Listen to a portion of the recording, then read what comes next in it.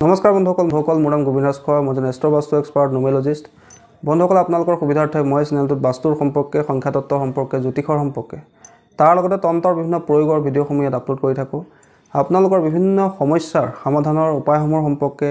মই চেনেলটোত আলোচনা কৰি থাকোঁ গতিকে যদিহে আপোনালোকৰ মোৰ চেনেলৰ ভিডিঅ'সমূহ চাই ভাল লাগে অনুগ্ৰহ কৰি মোৰ চেনেলটো ছাবস্ক্ৰাইব কৰিব ভিডিঅ'সমূহ লাইক কৰিব কমেণ্ট কৰিব আৰু যিমান পাৰে শ্বেয়াৰ কৰিব বন্ধুসকল আজি মই আপোনালোকৰ লগত এটা বিশেষ সমস্যাৰ কথা আলোচনা কৰিবলৈ আগবাঢ়িছোঁ যে যিসকল ল'ৰা ছোৱালী পঢ়া শুনা কৰিবলৈ মন নকৰে পঢ়াত মন নবহে পঢ়া টেবুলত বহি ফুংফাং কৰি থাকে মন চঞ্চল হৈ থাকে মোবাইল টিপাত ব্যস্ত হৈ থাকে কিতাপ পঢ়িবলৈ বহে যদি মন তেওঁলোকৰ নবহে তেওঁলোকৰ পঢ়াত মনোযোগ বৃদ্ধিৰ কাৰণে আমি কি উপায় কৰিব পাৰোঁ বন্ধুসকল আজি মই যিকেইটা উপায় দিবলৈ আগবাঢ়িছোঁ 100% পৰীক্ষিত উপায় গতিকে অনুগ্ৰহ কৰি ভিডিঅ'টো শেষলৈকে চাব যাতে সম্পূৰ্ণ কথাখিনি বুজি পায় অন্যথা আপোনালোকে স্কিপ কৰি চালে সম্পূৰ্ণ কথাখিনি বুজি নাপালে হয়তো আপোনালোকৰ প্ৰয়োগবিলাক বিফল হ'ব পাৰে বন্ধুসকল প্ৰথম কথাটো হ'ল যে আমি যদি কোনো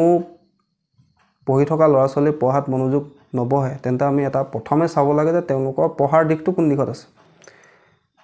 তেওঁলোকে সঠিক দিশত বহি পঢ়িছেনে যদি সঠিক দিশত পঢ়া নাই কিন্তু তেতিয়াও কিন্তু মন চঞ্চল হ'ব পাৰে পঢ়াত মনোযোগ নবহিব পাৰে বন্ধুসকল সদায় আপোনাৰ ঘৰত সদায় উত্তৰ পূব দিশত বা পূব দিশত বা উত্তৰ দিশত বহি পঢ়িবলৈ দিব যদি আপোনাৰ ঘৰত পূব দিশত স্থান নাই উত্তৰ পূবত দিয়ক উত্তৰ পূবত যদি স্থান নাই উত্তৰ দিশত দিয়ক যদি আপোনাৰ তিনিওটা দিশতে কিবা সমস্যা আছে ধৰক আপুনি উত্তৰ দিশতো দিব নোৱাৰে উত্তৰ পূব দিশতো পঢ়িবলৈ টেবুলখন ৰাখিব নোৱাৰে বা উত্তৰ দিশৰ পিনেও ৰাখিবলৈ আপোনাৰ কিবা সমস্যা হৈছে তেন্তে বন্ধুসকল আৰু এটা দিশ আছে যাক কোৱা হয় ৱেষ্ট অফ সাউথ ৱেষ্ট অৰ্থাৎ পশ্চিম আৰু দক্ষিণ পশ্চিমৰ মাজত এটা দিশ পোৱা যায় যাক কোৱা হয় ৱেষ্ট অফ সাউথ ৱেষ্ট তাতো কিন্তু বহি আপোনাৰ সন্তানে পঢ়িব পাৰে বন্ধুসকল দ্বিতীয় কথাটো হ'ল য'ত পঢ়া শুনা কৰে ল'ৰা ছোৱালী তেওঁলোকৰ তাতো এখন টেবুল থাকে বহুতো ল'ৰা ছোৱালীয়ে কি কৰে টেবুলত নপঢ়ে বিচনাত বহি পঢ়ে বা বিচনাত বাগৰি পঢ়ে শুই পঢ়ে তেওঁলোকৰ কিন্তু স্মৃতি শক্তি দুৰ্বল হোৱাৰ আশংকা থাকে যিহেতু বিচনাত বহি পঢ়িলে বা মেৰুদণ্ড চিধা কৰি নপঢ়িলে স্মৃতি শক্তি বিস্মৃতিলৈ ৰূপান্তৰিত হয় অৰ্থাৎ তেওঁলোকে পঢ়াখিনি ভালকৈ মনত নৰয় সেইটো এটা তেওঁলোকৰ পৰীক্ষাত ভাল নম্বৰ নোপোৱাৰ কাৰণ হ'ব পাৰে গতিকে পৰাপক্ষত সদায় টেবুলত বহিয়ে পঢ়িব লাগে আৰু পঢ়োঁতে সদায় উত্তৰ দিশলৈ নহ'লে পূব দিশলৈ বা একেবাৰে যদি একো উপায় নাথাকে তেন্তে পশ্চিম দিশলৈ মুখ কৰি পঢ়িব পাৰে বন্ধুসকল যিখন টেবুলত তেওঁলোকে পঢ়িব সেই টেবুল ক্লথখন কালাৰটো সদায় য়েল্ল' হ'ব লাগে বা গ্ৰীণ কালাৰ হ'ব লাগে অন্যান্য কালাৰৰ কোনো ধৰণৰ টেবুল ক্লথ তাত পাৰি ৰাখিব নালাগে আৰু পঢ়াৰ স্থানটোৰ সন্মুখত পাৰিলে অকণমান খোলা খিৰিকী থাকিব লাগে খিৰিকী থাকিলে ভাল যাতে তেওঁলোকে ফ্ৰেছ এয়াৰ লাভ কৰে তাৰোপৰি পঢ়া টেবুলৰ সন্মুখত আপোনালোকে সৰস্বতী মাৰ এখন চিত্ৰ সদায় লগাই ৰাখিব লাগে আৰু পঢ়াৰ আগমুহূৰ্তত তেওঁলোকক প্ৰথমেই মা সৰস্বতী একবাৰ ধ্যান কৰি পঢ়াত বহিবলৈ শিকাব লাগে তাৰ লগতে পঢ়াৰ টেবুলত যাতে তেওঁলোকে বহি লৈ কোনো কাৰণত তাত চাহ ভাত জলপান ইত্যাদিবিলাক নাখায় সেইটো আপোনালোকে ধ্যান ৰাখিব লাগে বন্ধুসকল তাৰোপৰি যিসকলে একেবাৰে পঢ়া শুনাত মন নকৰে তেওঁলোকক প্ৰতিকাৰ হিচাপে আপোনালোকে এখন কাগজ ল'ব কাগজত আপোনালোকে ৰঙা কলমেৰে এটা বীজ মন্ত্ৰ লিখিব সেই মন্ত্ৰটো হৈছে বন্ধুসকল ঐং হৈছে সৰস্বতী মাৰ বীজ মন্ত্ৰ গতিকে যিসকলৰ পঢ়াত মনোযোগ নৰয় একেবাৰে মনটো চঞ্চল হৈ থাকে নিৰ্দিষ্ট দিশত পঢ়িবলৈ দিয়াৰ পিছতো তেওঁলোকে ভালকৈ পঢ়িব নোৱাৰে বা পঢ়া টেবুলত বহি ছাতি ফুটি কৰি থাকে সময় নষ্ট কৰি থাকে তেনে ছাত্ৰ ছাত্ৰী পঢ়াৰ মনোযোগ বৃদ্ধিৰ কাৰণে আপোনালোকে এখন সৰু কাগজ ল'ব 4x4 ইঞ্চি এখন কাগজ ল'ব তাত আপোনালোকে এটা মন্ত্ৰ লিখিব মই স্ক্ৰীনত দি দিছোঁ সেইটো হৈছে ঐং হৈছে মা সৰস্বতীৰ এটা বীজ মন্ত্ৰ এই মন্ত্ৰটো আপোনালোকে তেওঁ য'ত পঢ়া টেবুলৰ সন্মুখৰ ৱালত আপোনালোকে লগাই ৰাখিব যাতে তেওঁ পঢ়িবলৈ বহাৰ সময়ত সেই বীজ মন্ত্ৰটোৰ প্ৰতি তেওঁৰ চকু যায় বা যদি এই মন্ত্ৰটো আপোনালোকে জপ কৰে পঢ়াৰ আগত তেতিয়াও কিন্তু যথেষ্ট ভাল ধৰি লওক আপোনালোকে পঢ়াৰ আগমুহূৰ্তত 2 মিনিট হওক 3 মিনিট হওক এই মন্ত্ৰটো যেটো বীজ মন্ত্ৰৰ কথা ক'লো ঐং এই মন্ত্ৰটো আপোনালোকে জপ কৰিব বা আপোনালোকে নিজৰ ল'ৰা ছোৱালীক এই মন্ত্ৰটো জপ কৰি পেলাই পঢ়াত বহিবলৈ ক'ব মই আপোনালোকক এটা কথা ক'ব পাৰোঁ যে এদিন বা দুদিন উপায়টো কৰিলে হয়তো আপোনালোকে ৰিজাল্ট লাভ নকৰিব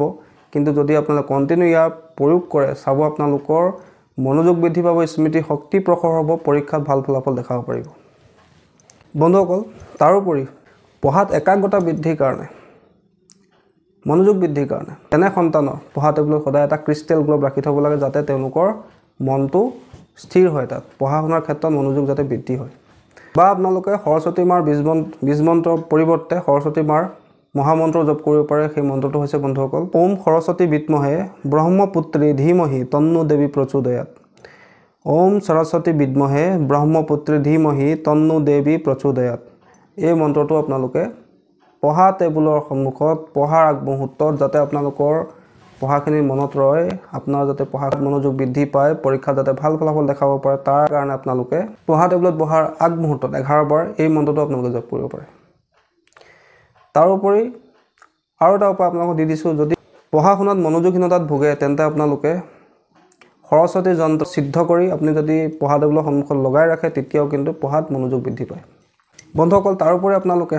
আপোনাৰ ল'ৰা ছোৱালীৰ পঢ়া শুনাত মনোযোগ বৃদ্ধিৰ কাৰণে ঘৰৰ নৰ্থ ইষ্টত হালধি আৰু সেন্দুৰৰ সহায়ত স্বাস্তিকো নিৰ্মাণ কৰিব পাৰে। যিহেতু নৰ্থ ইষ্ট দিশটো মগজুৰ দিশ, চিন্তা শক্তিৰ দিশ, বৃহস্পতি গুৰুৰ দিশ, গতিকে সেই স্থানটো পজিটিভিটি মেইনটেইন কৰি ৰাখিবৰ কাৰণে আপোনালোকে সেই নৰ্থ ইষ্টত এটা স্বাস্তিক বৃহস্পতিবাৰৰ দিনা হালধি আৰু সেন্দুৰ মিলাই আপোনালোকে অংকন কৰিব। লগতে ল'ৰা ছোৱালী পঢ়া টেবুলৰ ফ্ৰণ্টত 3খন ময়ূৰৰ পাখি ৰাখিব। নৰ্থ ইষ্ট বা উত্তৰ পূব দিশত আপোনালোকে তাৰ পৰিৱৰ্তে বাঁহীও ৰাখিব পাৰে। সেই বাঁহীটো ৰখাৰ আগত শ্ৰীকৃষ্ণ ভৰিত একবাৰ স্পৰ্শ কৰাই তাত অকণমান সেন্দুৰ লগাই সেই বাঁহীটো আপোনাৰ নৰ্থ ইষ্টত ৰাখি থওক। এনে কৰিলে আপোনাৰ ল'ৰা ছোৱালী পঢ়া শুনাত মনোযোগ বৃদ্ধি পায়। তাৰোপৰি ল'ৰা ছোৱালী পঢ়া শুনাত মনোযোগ বৃদ্ধিৰ কাৰণে আপোনালোকে যিকোনো মাহৰ শুক্লপক্ষৰ কোনোবা এটা সোমবাৰৰ দিনা তেওঁলোকক 5মুখী বা 6মুখী ৰুদ্ৰাক্ষ ধাৰণ কৰাব পাৰে। তাৰোপৰি আপোনালোকে বৃহস্পতিবাৰৰ দিনা কোনো বৰগছত তলত এগছ চাকি জ্বলায় যদি 3 বাৰ প্ৰদক্ষিণ কৰি নিজৰ মনোকামনাৰ কথা কৈ পিছলৈ ঘূৰি নোচোৱাকৈ ঘৰলৈ আহে, আৰু এই উপায়টো আপোনালোকে যদি কণ্টিনিউ 3টা বৃহস্পতিবাৰ কৰে, তেতিয়াও কিন্তু আপোনালোকৰ সন্তানৰ পঢ়া শুনাত যদি কিবা সমস্যা থাকে, সমস্যাৰ পৰা মুক্তি লাভ হয়। কি কৰিব লাগে বন্ধুসকল, বৃহস্পতিবাৰৰ দিনা কোনো বৰগছ বা বটগছৰ তলত এগছে চাকি জ্বলাব লাগে আৰু নিজৰ মনোকামনাৰ কথা কৈ বৰগছজোপাৰ 3টা পৰিক্ৰমা কৰিব লাগে, অৰ্থাৎ বৰগছজোপাৰ চাৰিওফালে 3 বাৰ ঘূৰিব লাগে আৰু পিছলৈ ঘূৰি নোচোৱাকৈ ঘৰলৈ গুচি আহিব লাগে। যিসকলৰ পঢ়াত মন নবহে তেওঁলোকে আৰু এটা উপায় কৰিব পাৰে যে পঢ়া টেবুলৰ তলত এটা কাঁচৰ বাতিত যদি অলপ ফিটকি ৰাখি থয়, তেতিয়াও তেওঁলোকৰ কিন্তু পঢ়া শুনাত যদি কিবা মন নবহাৰ দৰে সমস্যা থাকে, ৰুমটোত যদি কিবা নিগেটিভিটি থাকে, পৰিৱেশত যদি কিবা নিগেটিভিটি থাকে, তেন্তে সেই নিগেটিভিটিবিলাক দূৰ হয়, তেওঁলোকৰ পঢ়াত মনোযোগ বৃদ্ধি পায়। আৰু বন্ধুসকল, এইখিনিতে আৰু এটা কথা কৈ থওঁ যে তেওঁলোকৰ পঢ়া টেবুলখন যাতে কাঠৰ হয় সেইটো আপোনালোকে মন কৰিব।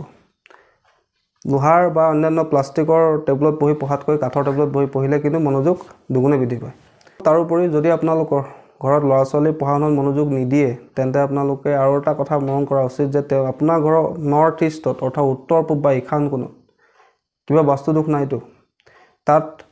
আপোনালোকৰ টয়লেট নাইতো, কিটচেন নাইতো, কাঁইটীয়া গছ নাইতো, তাত কিবা ধৰণৰ ডাষ্টবিন নাইতো য'ত আপোনালোকে আৱৰ্জনা পেলায়, তেনেকুৱা স্থান নাইতো, ইলেক্ট্ৰিক মিটাৰ নাইতো, তাত কোনো ধৰণৰ লেতেৰা বা গধুৰ বস্তু নাইতো, তাত কোনো ধৰণৰ ৰঙা বা ক'লা বস্তু নাইতো, বা সেই স্থানত আপোনালোকৰ বেডৰুম নাইতো। এইখিনি কথা আপোনালোকে ধ্যান ৰাখিব, যিহেতু বন্ধুসকল পঢ়া শুনাৰ ক্ষেত্ৰত অত্যন্ত গুৰুত্বপূৰ্ণ দিশটো হৈছে বাস্তু অনুসৰি উত্তৰ পূব আৰু বা ঈশান কোণ। যিহেতু সেই দিশটোক কোৱা হয় আমাৰ মূৰৰ দিশ, মাইণ্ডৰ দিশ বুলি কোৱা হয়, চিন্তাৰ দিশ বুলি কোৱা হয়, পঢ়া শুনাৰ দিশ বুলি কোৱা হয়। যিহেতু সেই দিশৰ অধিপতি হৈছে দেৱগুৰু বৃহস্পতি, যি আমাক জ্ঞান প্ৰদান কৰে, ভাগ্য প্ৰদান কৰে। বন্ধুসকল, আজি মই আপোনালোকৰ সন্তানৰ যাতে পঢ়া শুনাত মনোযোগ বৃদ্ধি হয়, শিক্ষাত যাতে তেওঁলোকে আগবাঢ়ি যাব পাৰে, তাৰ কাৰণে মই বহুতো উপায় আপোনালোকক দিলোঁ। তাৰ ভিতৰত আপোনালোকৰ যিকেইটা উপায় ভাল লাগে সেই উপায়কেইটা আপোনালোকৰ নিজৰ সন্তানৰ কাৰণে কৰিব পাৰে বা নিজৰ সন্তানক কৰিবলৈ দিব পাৰে। আৰু এই গোটেইকেইটা উপায় অত্যন্ত পৰীক্ষিত উপায়, আৰু এই উপায়কেইটা মই বহুজনক দিছোঁ, তাৰ পৰা তেওঁলোকে ভাল ফলো লাভ কৰিছে। গতিকে আপোনালোকৰ যাতে সন্তানৰ কিবা যদি পঢ়া শুনাৰ ক্ষেত্ৰত বাধা আছে, বিঘিনি আছে, মনোযোগ নিদিয়াৰ দৰে কিবা সমস্যা আছে, তেন্তে সেই সমস্যা যাতে আপোনালোকৰ দূৰ হয়, তাৰ কাৰণে মই আপোনালোকক গোটেই উপায়খিনি মই একেটা ভিডিঅ'তে জনাই দিছোঁ। ইয়াৰ ভিতৰত আপোনালোকৰ যিকেইটা উপায় ভাল লাগে সেই উপায়কেইটা আপোনালোকে পালন কৰিব, নিশ্চয় আপোনালোকৰ এই সমস্যা দূৰ হ'ব। তাৰোপৰি বন্ধুসকল আৰু এটা এইখিনিতে কথা কৈ থওঁ যে যদি কাৰোবাৰ পঢ়া শুনাৰ ক্ষেত্ৰত জন্ম কুণ্ডলিতে কিবা দুখ থাকে তেন্তে তন্ত্ৰশাস্ত্ৰত তেওঁলোকৰ সেই সমস্যা দূৰ কৰিবৰ কাৰণে বিভিন্ন উপায় দিয়া আছে, বিভিন্ন যন্ত্ৰ বা কবচৰ কথা উল্লেখ পোৱা আছে, যেনেকৈ বিদ্যা প্ৰাপ্তিৰ কবচ, সৰস্বতী কবচ ইত্যাদি কবচৰ কথা উল্লেখ আছে। যদি আপোনাৰ সন্তানৰ জন্ম কুষ্ঠিতে যদি কিবা শিক্ষাস্থানত দুখ আছে, সমস্যা আছে, সেই দুখখিনিও দূৰ কৰিব পাৰি। বন্ধুসকল, এইখিনি কথা আপোনালোকক এইটো কাৰণে ক'লোঁ যাতে আপোনালোকেও আপোনালোকৰ ল'ৰা ছোৱালী পঢ়া শুনাৰ কাৰণে চিন্তা যাতে কৰিব নালাগে, আপোনালোকৰ যাতে সেই সমস্যাটো অতি শীঘ্ৰে দূৰ হয়, তাৰ কাৰণে মই গোটেইখিনি উপায় আপোনালোকক জনালোঁ। আশা কৰিছোঁ আপোনালোকৰ ভিডিঅ'টো ভাল লাগিলে, আশা কৰিছোঁ আপোনালোকৰ বিষয়টো ভাল লাগিলে। যদি ভাল লাগিলে অনুগ্ৰহ কৰি ভিডিঅ'টো লাইক কৰি দিব, কমেণ্ট কৰিব আৰু মোৰ চেনেলটো ছাবস্ক্ৰাইব কৰিব। ধন্যবাদ।